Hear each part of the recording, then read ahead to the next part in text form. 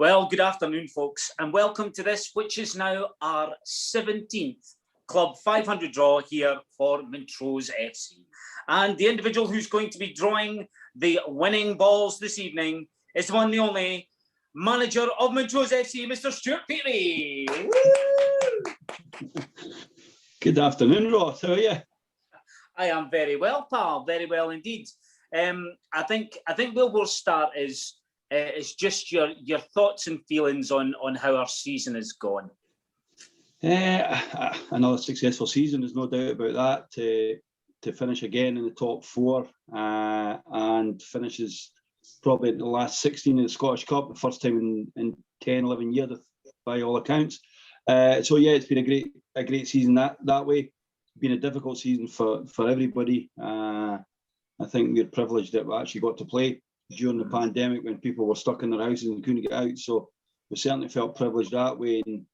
And probably a reflection on the season is that all the guys and friends and family have all come through COVID, which is up to now anyway, which is the main thing. Football certainly took a back seat this season, albeit it was still nice to finish in the playoffs. But certainly, hopefully next year we'll get back to some kind of normality. And as I say, as long as all our friends and family are safe and well, that was the main thing this year, no doubt about that. Yeah, I mean, you're absolutely right with that. And you also used the word privilege. And for me, it was a real privilege to be in the stand, and seeing a different side of the game, being able to hear you guys communicating with each other, etc., etc. And for me, I mean, what I'd love to know is, what do you think the average IQ of the players actually is then? Communicate, that's a different one for it, right enough. Depends what part of the country they're from, where their IQ is. Yeah, so some of them are a little bit better in taking information on board than others, but again, it was a massive effort from everybody involved. To first and foremost, the guys that were dealing with the COVID, to make sure the ground was safe and get us in there to start with. So massive thank you to Alan and the gang that did all that.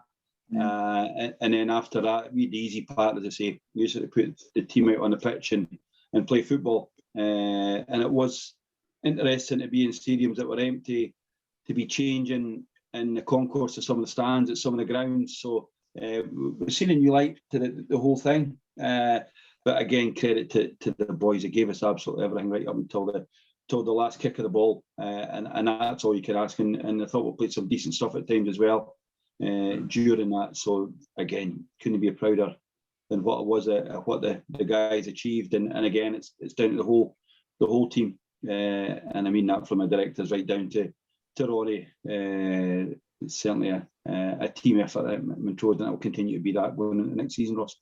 Yeah, I mean, you talk about consistency there as well, and I'm going to throw a wee fact at you here. We joined the leagues, Montrose, in 1923, all right? And from 1923 up until the point where you arrived, we had 7 top 4 finishes in whatever league we'd sort of been in. And you, my friend, have got us, should I say, into the top 4 on 5 occasions in a row now, which is nowhere near anything that's ever been achieved before. So, I mean, that must be an incredibly proud thing for you as a manager to have achieved for us. Yeah, it's a decent start, right enough to have. It sure is. It's certainly not down to myself. It's down to the whole group. There's no question of that. And as I say, it comes from John at the top, then into the management team, and Ross, Yano, Dillo, Bully, and then into the medical side of things with Gemma and Scott. We're privileged to have these guys on board. Stuart McFarlane, strength and condition, and then Ronnie and Robert, and then ultimately it's down to the players. It's them that cross the white line and do the business for us year on year. So it's the biggest part on the back goes to the group of players. There's no question of that. They keep producing year on year, Ross, and the league's getting stronger and stronger as we go on. And we'll need to kick on again next year if we're hoping to be in and around that again. Our target will be to remain a first division club to start with, and then we'll push on and see where we are. But it's a great start for us all to be involved with, and it's exciting times. At the club, but you're in the business end of the season and at the right end, not at the wrong end, competing. So it's, as I say, we feel really privileged. I'm privileged to be manager of probably one of the best part-time clubs in Scotland. There's no question of that. Yeah, I mean, and you're talking about next season and the fact that it's going to be a challenge. So how do you feel about the guys that you're bringing in, and what else would you like to bring in if you can before we start our new season? Yeah, I think basically the squad re-signed with the exception of Lewis Hawke, and it just didn't happen for Lewis. He picked up injuries and then he picked up COVID, so he never got a run in the team, never got a chance to get fully match fit when he came in.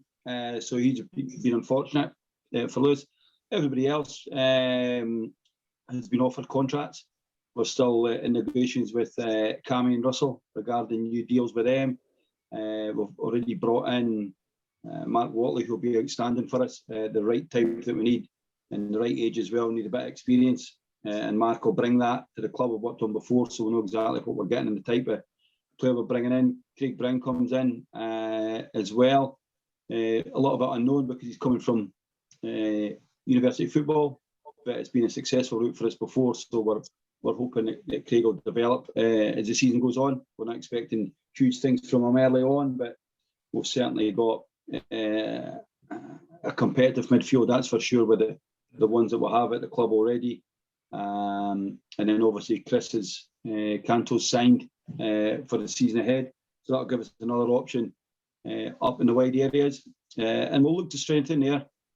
Certainly looking to bring in at least one more wide player, and then it'll depend on where we are with Russell and wee Cammy over the coming days and weeks regarding that. If not, then we'll certainly be looking to strengthen up top again as well. But they need to fit the criteria of what we want for a Montrose player, and they need to be better than what we have. But they also need to be the right type for us. We'll keep saying that week in, week out. I'm not allowed to swear on here, so I'll just say we're not allowed to have bad eggs in the changing room.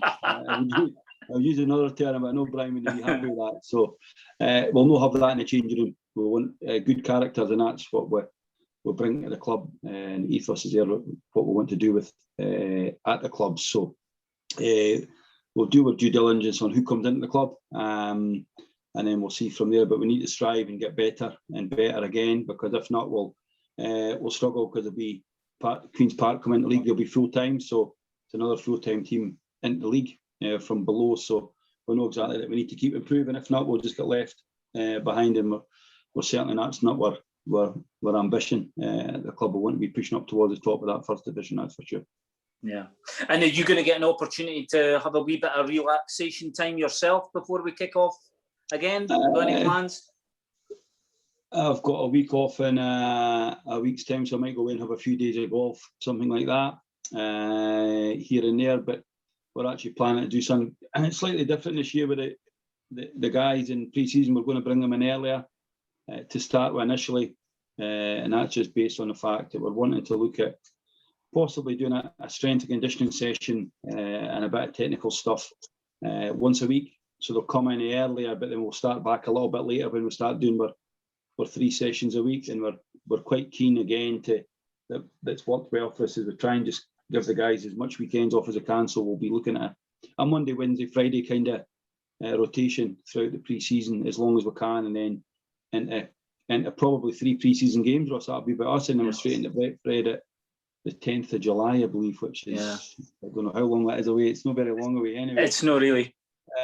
So the guys won't get a long chance to be unfit, but again, we'll pride ourselves on our fitness levels that we've done since we came into the club, and that's a big part that Stuart plays. So we'll be priding ourselves on that again, and you see how well we'll finish games, and it's testament to Stu and the rest of the boys when you see that towards the end of the season here we beat 3 full-time clubs in the space of a week, which is just astonishing fact.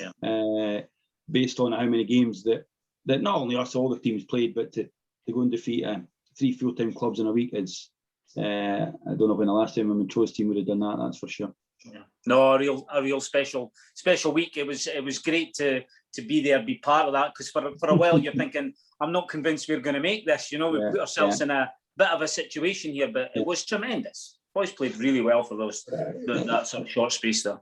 There's no doubt. I think when you look back, that must-win games were Cove and we beat them at home. Must-win game Falkirk away, we beat them, and a must-win game Partick Thistle at home. So to do that takes a bit of courage and bravery, and we're not on about being brave and kicking people. We're on about going and taking the ball when you're getting beat, or going and taking the ball and somebody making something happen, and they've done that.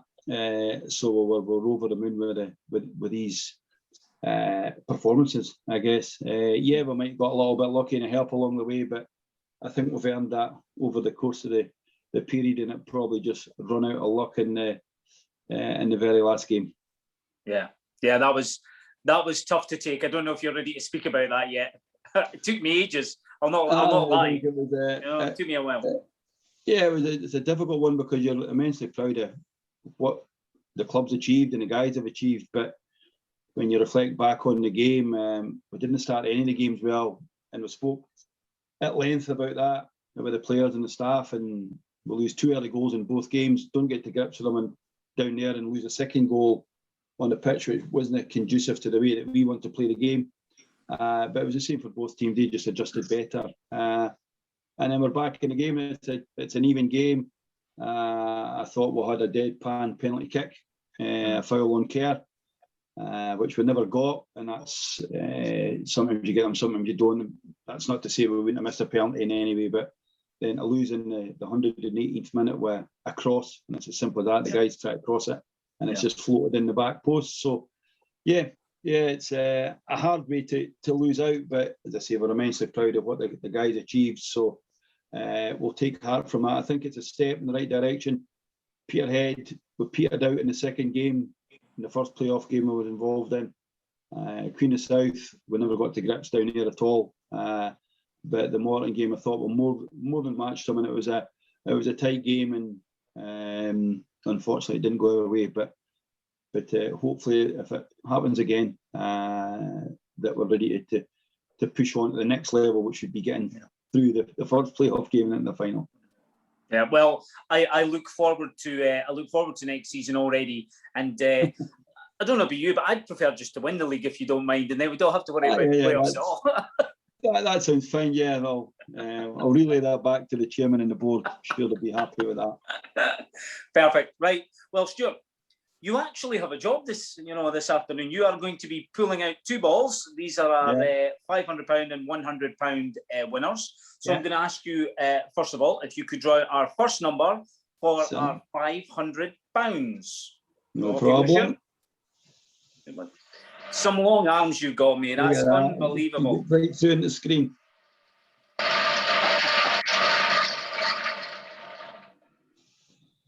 Right, so our £500 winner, it's 140.